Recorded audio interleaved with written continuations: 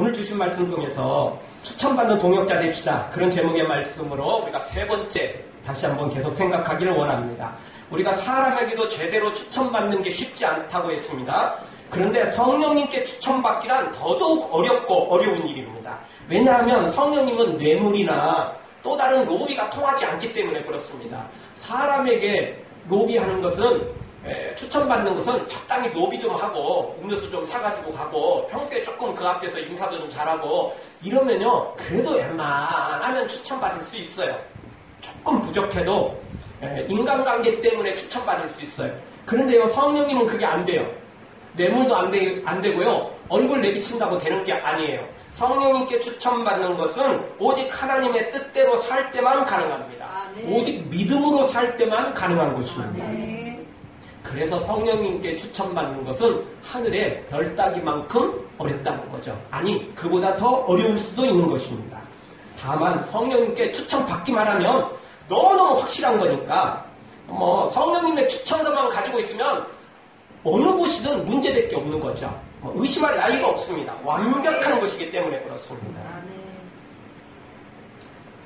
그런데 성령님의 추천은 우리가 헌신한 만큼, 충성한 만큼, 행한 만큼 추천을 해주십니다. 성령님의 추천이 모두가 똑같은 것이 아닙니다. 그냥 이 사람을 추천합니다. 그걸로 끝나는 게 아니에요. 이렇게 했기 때문에 추천합니다라고 말하는 겁니다. 그래서 오늘 성경도 추천하는 사람들마다 다 내용이 틀려요. 내용이 달라요. 같지는 않습니다. 다 다릅니다. 다 달라요.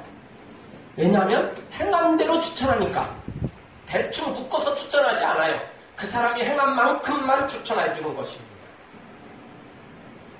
사랑하는 성도 여러분, 오직 하나님의 뜻대로 살아서 성령님의 강력한 추천을 받아 이 땅에서도 승리하고 천국에서 상급받기를 주의 이름으로 축원합니다.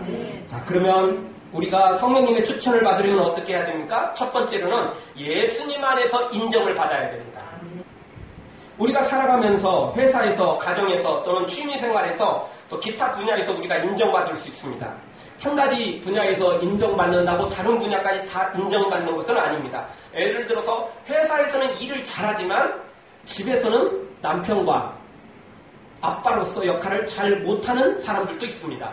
반대로 집에서는 남편과 아빠 노릇을 너무 잘하지만 회사에서는 별로 뛰어나지 못한 사람도 있을 수 있습니다. 그렇죠?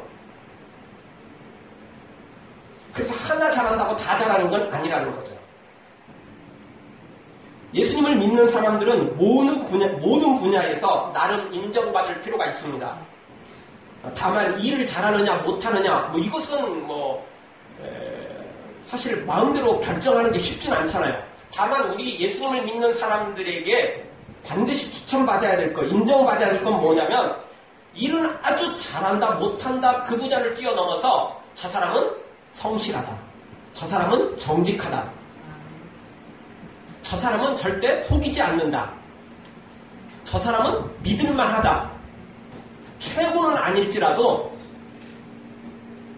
가장 뛰어나지는 않을지라도 저 사람은 믿을만한 사람이다.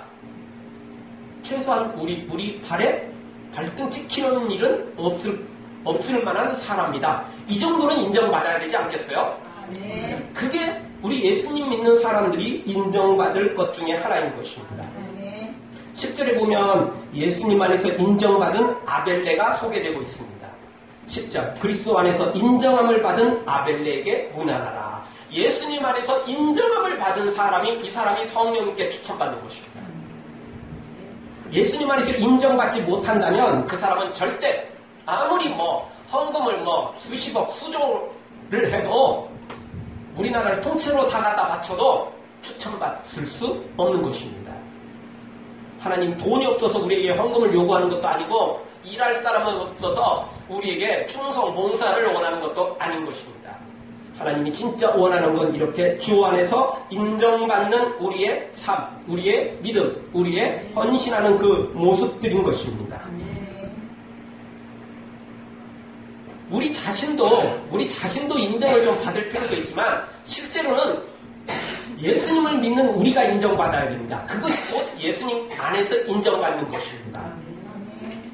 그러니까 우리가 다른 사람들에게 저 사람은 믿을 만한 사람이야 이렇게 인정받는 것도 좋아요. 그런데 그보다 더 확실한 인정은 뭐냐면 저 사람은 저 사람 나름대로도 참 정직하고 괜찮은 사람이지만 저 사람은 예수님을 믿기 때문에 예수님 때문이라도 절대 못해. 예수님 때문에 저 사람은 절대 거짓말 못하고 예수님 때문에 저 사람은 절대 꼼수 못 부리고 저 사람은 예수님 때문에 성실할 수밖에 없어. 이렇게 인정받을 필요가 있다는 것입니다. 그것이 곧 예수님 안에서 인정받는 것입니다. 그러면 다니엘이 다리오 왕 때에 3명의 총리 중 1명으로 일할 때였습니다. 다른 2명의 총리와 수많은 관리들이 다니엘을 시기 질투합니다. 왜냐하면 자기들은 거의 본국 사람들이지만 다니엘은 식민지 사람이었거든요. 근데 식민지 사람인데 최고 높은 자리에 올랐고 거기에다가 자기하고 3명 중에 1명의 총리였지만 이제 다리오 왕이 제일 신임하는 사람이 다니엘이었어요. 그러다 보니까 시기 질투에 빠지죠. 그래서 무슨 꼼수를 벌이냐면 왕에게 앞으로 30일 동안 왕 외에 다른 신이나 사람에게 기도하거나 구하는 것은 다 잘못된 것이다. 그래서 그런 사람은 사자굴 속에 집어 던져야 된다.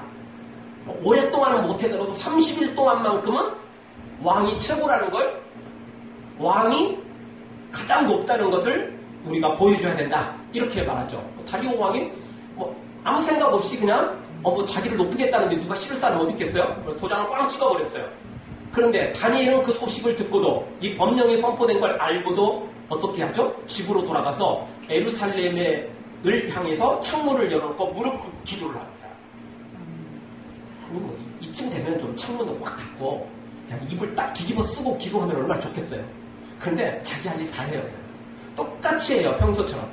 창문 열어놓고 예루살렘을 향하여. 아니 꼭 예루살렘 향하지 않아도 기도 응답되지 않겠어요? 다니엘은 그런 것 때문에 굴복하기 싫었던 거죠. 그냥 믿음대로 해요. 아니나 다를까 다니엘을 고소합니다. 다니엘이 왕 아닌 하나님께 기도했다. 그렇게 고소를 합니다.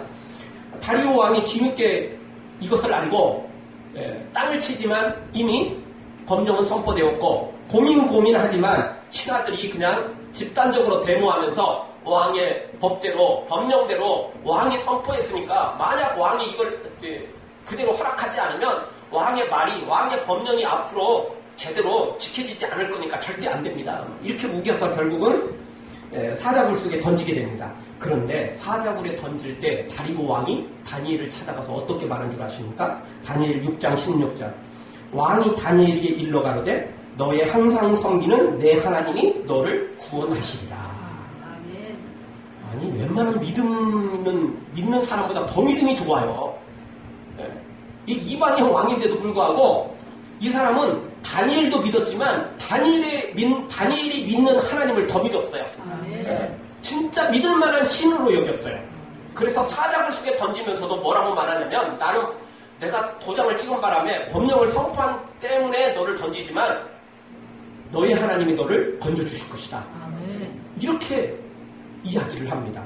그리고요 새벽같이 이튿날 새벽까지 찾아와서 사자굴에 있는 그 문을 열면서 다니엘이 이렇게 말합니다. 다니엘 6장 20절 소리질러 다니엘에게 물어가로되 사시는 하나님의 종 다니엘아 너의 항상 섬기는 내 하나님이 사자에게서 너를 구원하시기에 능하셨느냐.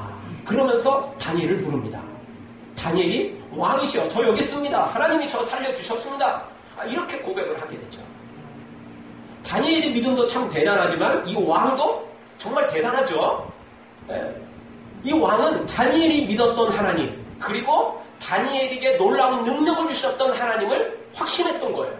다른 사람하고 달랐던 거죠. 다른 신하고 달랐던 거죠. 그래서 이렇게 확신한 것을 보게 됩니다. 우리도 이런 인정함을 받을 필요가 있다는 겁니다. 물론 다니엘은 참 똑똑하기까지 했고 일처리도 잘해버렸어요.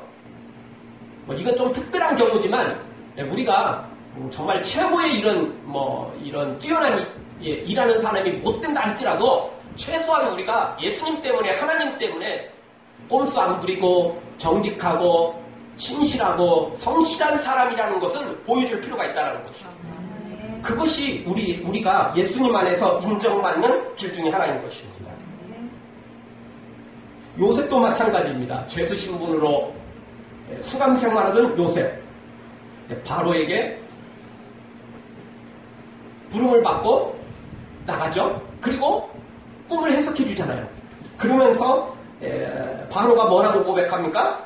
창세기 41장 38절, 바로가 그 신하들에게 이르되 이와 같이 하나님의 신에 감동한 사람을 우리가 어찌 얻을 수 있으리요. 여러분, 요셉이 애굽에서 제일 똑똑한 사람이다, 요셉이 애굽에서 제일 지식이 많은 사람이다, 이런 거 아니에요. 어떤 사람으로 인정받았어요? 하나님의 신에 감동된 사람, 하나님의 사람으로 인정받은 거죠. 제일 똑똑하지 않아도 돼요. 제일 뛰어나지 않아도 되죠.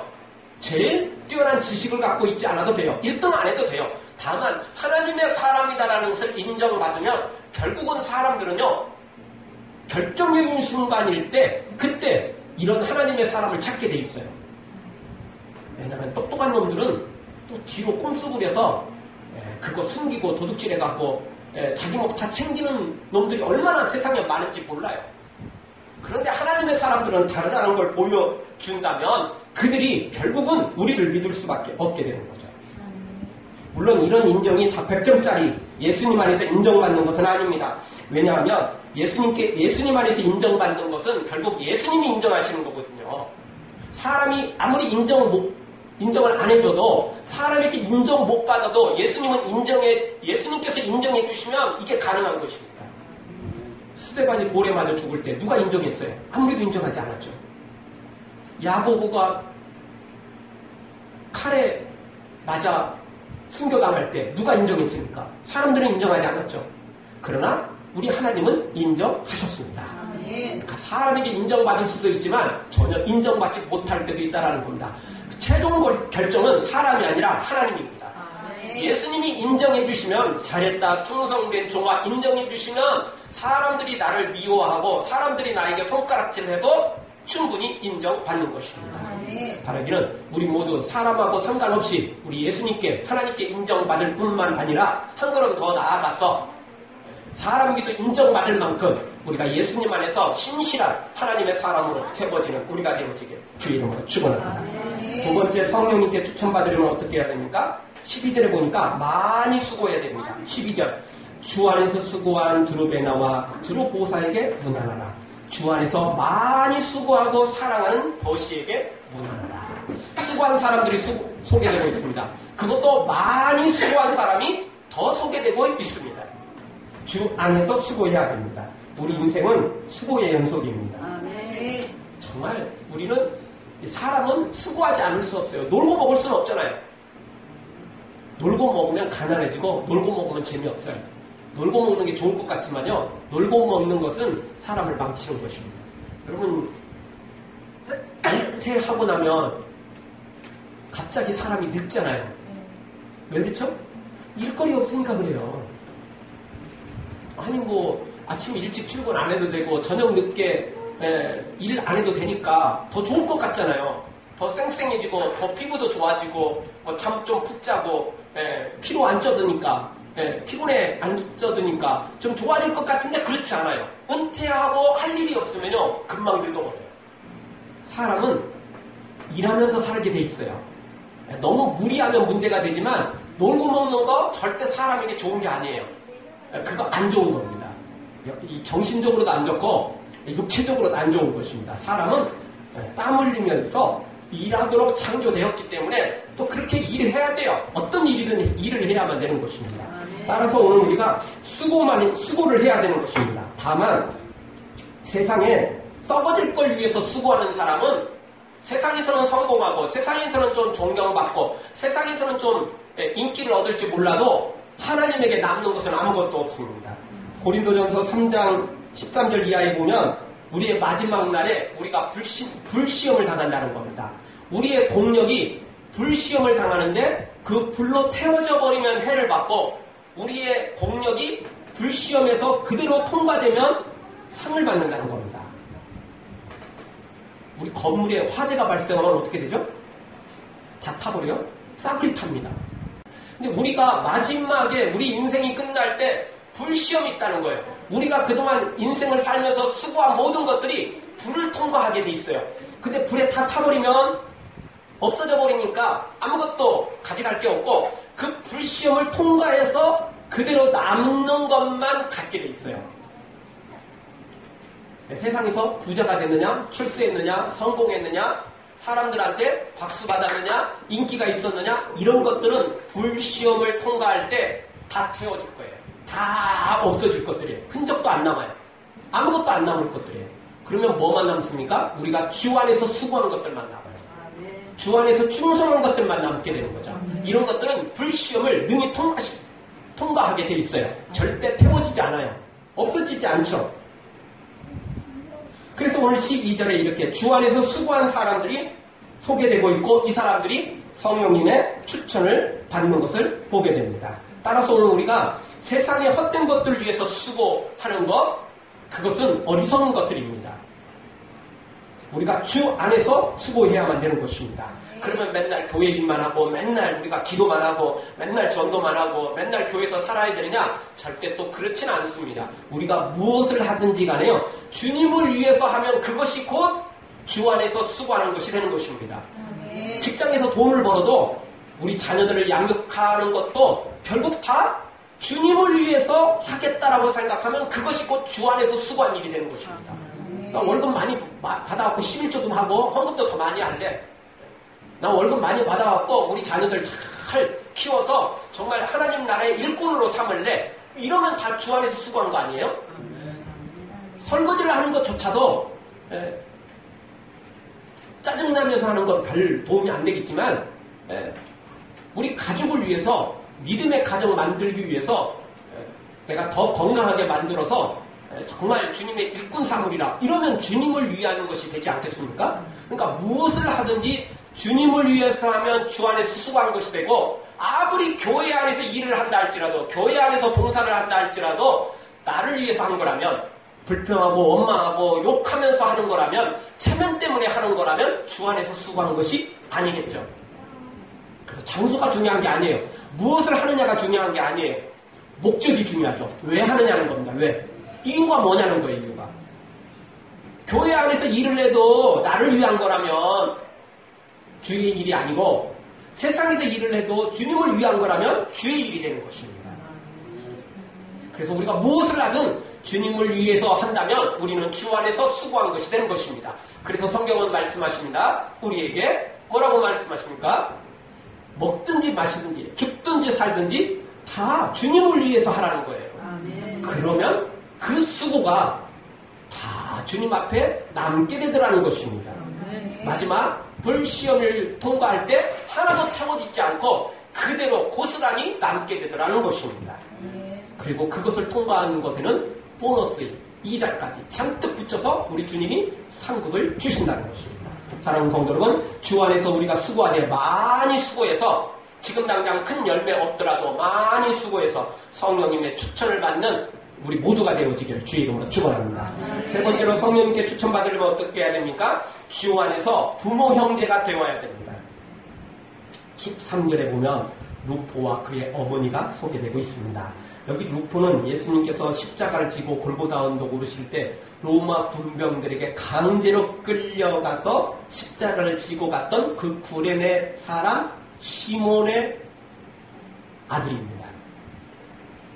마가복음 15장에 가보면 마침 알렉산더와 루포의 아비인 구레네 사람 시몬이 시골로 와서 지나가는데 저희가 그를 억지로 같이 가게 하여 예수의 십자가를 지고 누구의 아버지예요? 알렉산더와 루포의 아버지 구레네 사람 시몬이었어요. 여기 13절에 나오는 루포가 바로 그 사람입니다. 그러니까 원래 예수님을 몰랐는데 구레네 사람이었어요. 외국에 살던 사람이었어요. 그래서 이제 예루살렘에 와서 하나님께 제사하러 유월절을 지키러 왔는데 얼떨결에 예수님의 십자가를 대신 지게 됐죠. 그리고는 진짜 예수님을 만나버린 거예요.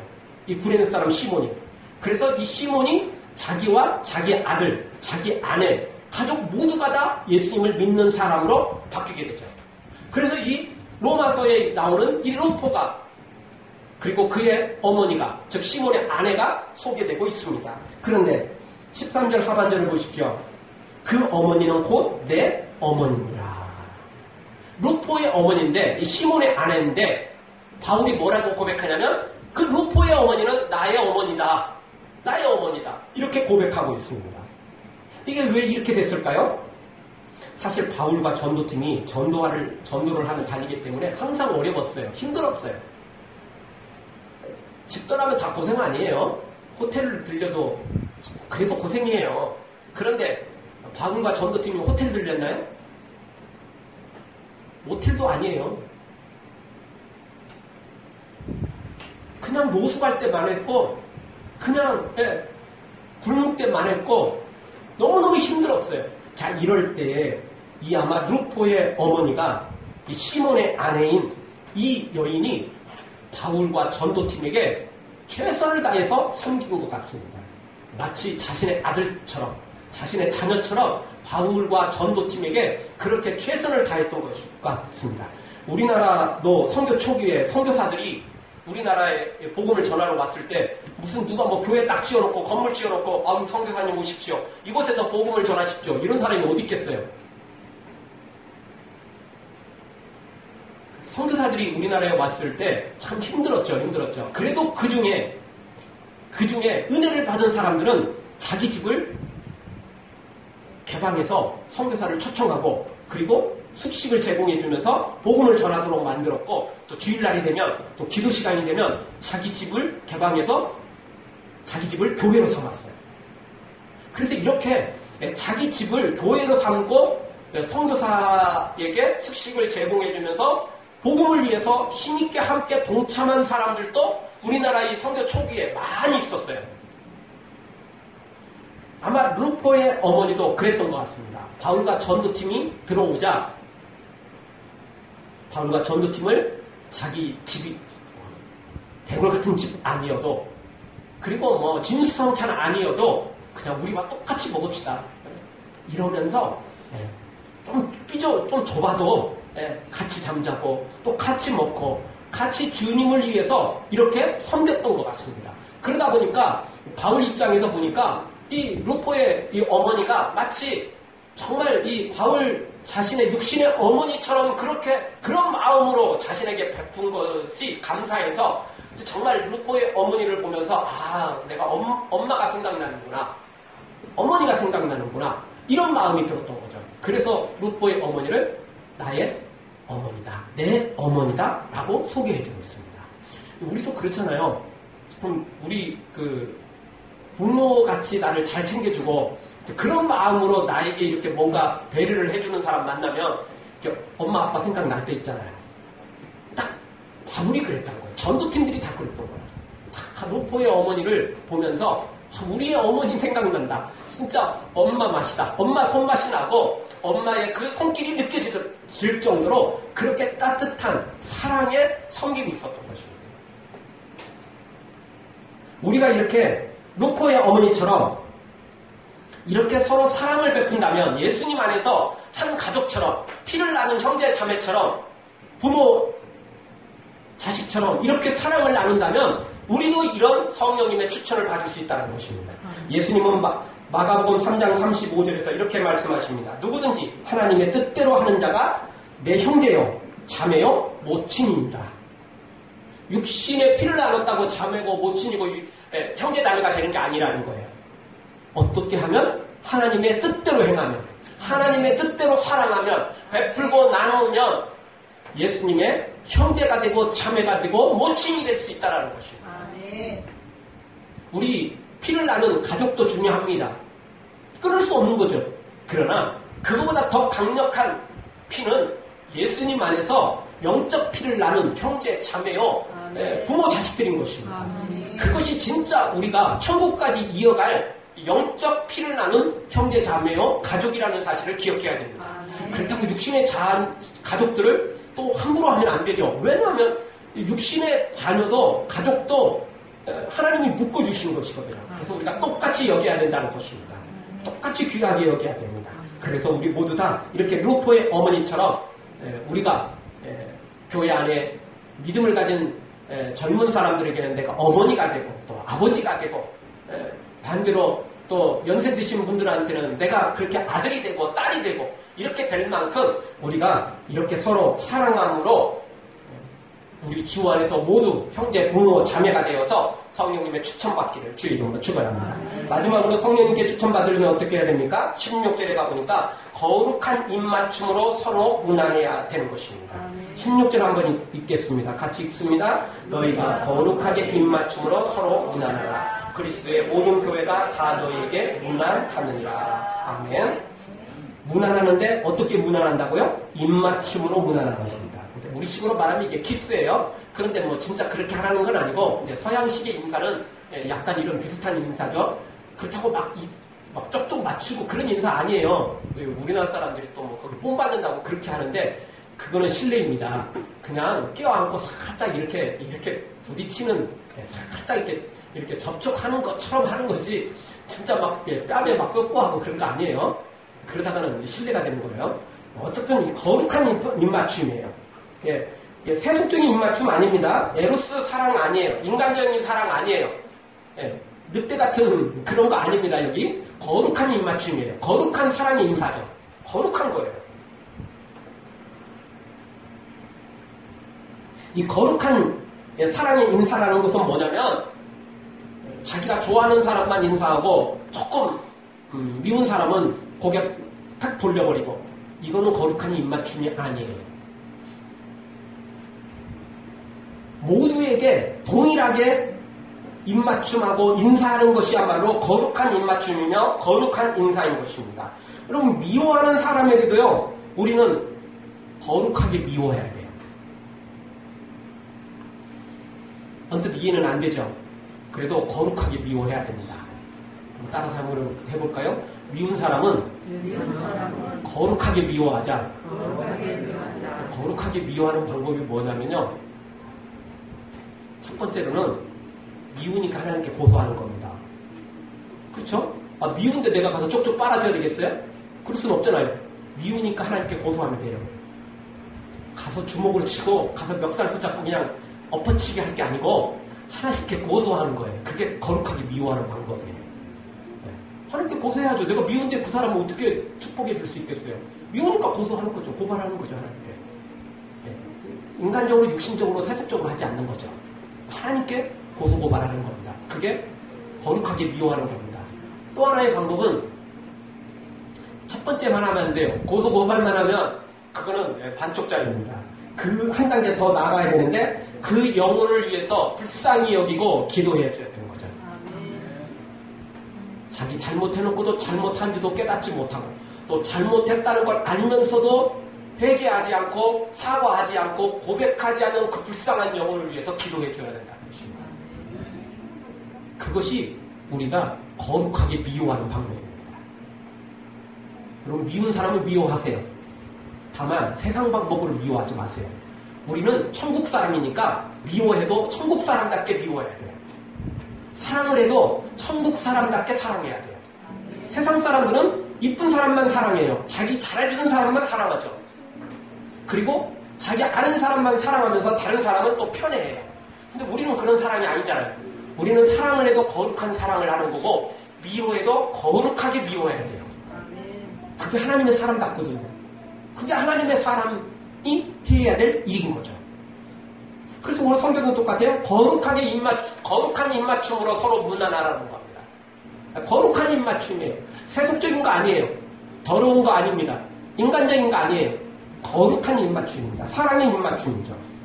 이런 입맞춤이, 이런 인사를 할 때 우리가 성령님께 추천받을 수 있는 것입니다. 성령님께 추천받으면 천국 시민답게 살아갈 때 추천받는 거예요. 그렇지 않으면 추천받을 수 없다는 것입니다. 18세기 말에 미국 동부의 볼티모어 시에서 있었던 일입니다.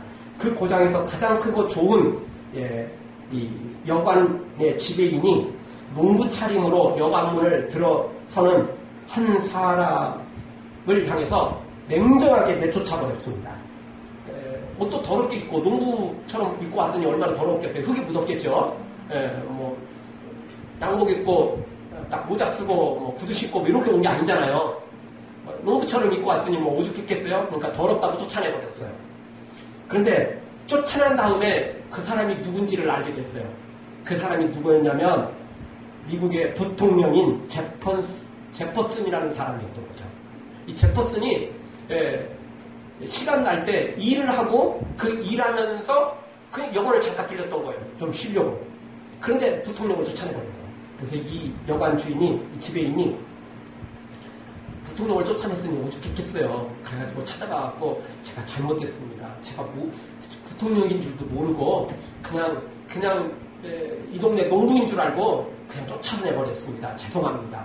제발 우리 여관에 다시 들어오셔서 제가 무료로 제공해 드릴 테니까 우리 여관에 들어오셔서 좀 쉬십시오. 이렇게 이야기를 했답니다. 그랬더니 이 부통령, 이 제퍼슨 부통령이 뭐라고 대답을 했냐면, 호의는 고맙지만 나는 거기에 가지 않겠어. 누추한 농부들에게 방을 줄 마음이 없다면 이 농부들도 나를 뽑아줬기 때문에, 나에게 투표했기 때문에 내가 부통령이 된 건데, 이런 농부들을 무시하는 사람이라면, 그런 영환이라면 나도 들어가지 않겠어. 이렇게 이야기를 했다는 것입니다. 보통 사람들은 여기서 어떻게 대답하겠죠? 네가 네 죄를 알렸다? 제대로 해, 제대로 너. 그리고 딱 이거 하루 이틀 묵어서 될 일이 아니야. 너 앞으로 평생 여기서 묵을 수 있는 그것까지 나한테 다 줘. 이렇게 말하지 않겠어요? 괘씸죄에 해당되지 않겠습니까? 근데 이 부통령은 참 제대로 된 사람이죠. 농부를 무시하는 그런 여관이라면 나도 들어가지 않겠다.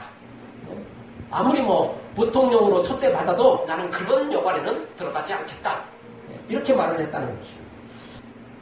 이것이 우리가 예수님 안에서 본받아야 될 내용이겠죠. 세상으로 이렇게 본받는 것도 귀한 거지만 예수님 안에서 우리가 나만 특별 대접받는다고 좋아할 게 아니고 예수님을 믿는 모든 사람들, 그리고 이 세상의 모든 사람들의 마음을 동일하게 여기고 그렇게 귀한 마음으로 여기면서 살아갈 때에 이렇게 거룩한 입맞춤이 되지 않겠습니까?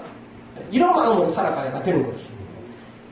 주 안에 우린 하나, 모습은 달라도 예수님 한 분만 바라네.